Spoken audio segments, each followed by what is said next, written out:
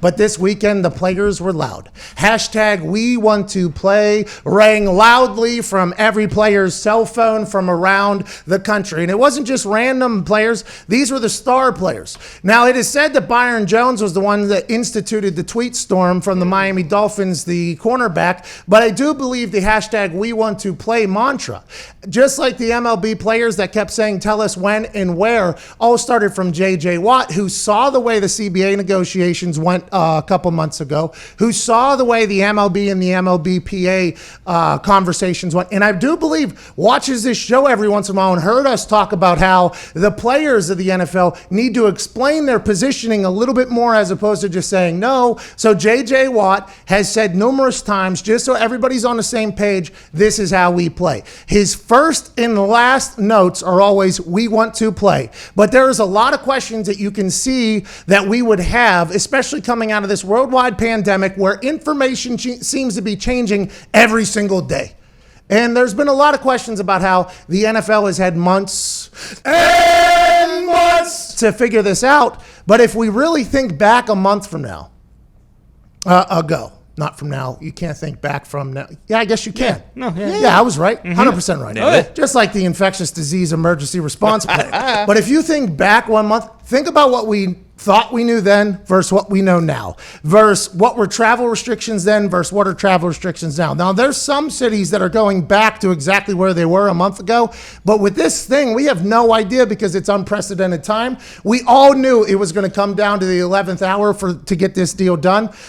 We aren't there yet, except for two teams, which is the Chiefs and Texans, to go back to return, and they got something done. So let's just assume that the NFL, no matter how many players tweet hashtag we want to play in for the NFL to be safe, and I respect that sentiment because we all would want to feel that way if we were going back to work for sure, especially when us being, I don't want to say us because that lumps me in with them, which I was at one point, but even when I was, my body was nowhere near the caliber. Yeah, but I was a Honda Accord in a garage filled with Lamborghinis and Ferraris. You know what I mean? A couple big trucks in there as well. I was just a Honda Civic getting from A to B, you know what I mean, doing what I got to do. But every once in a while, underneath that Civic's hood would pop a rocket launcher, and then it would go back in, and I'd go sit on the sideline. But when you're talking about guys who have to be at their peak body performance, you can see how they could potentially worry about a viral disease potentially affecting their play, their health, their families, and all that. But I think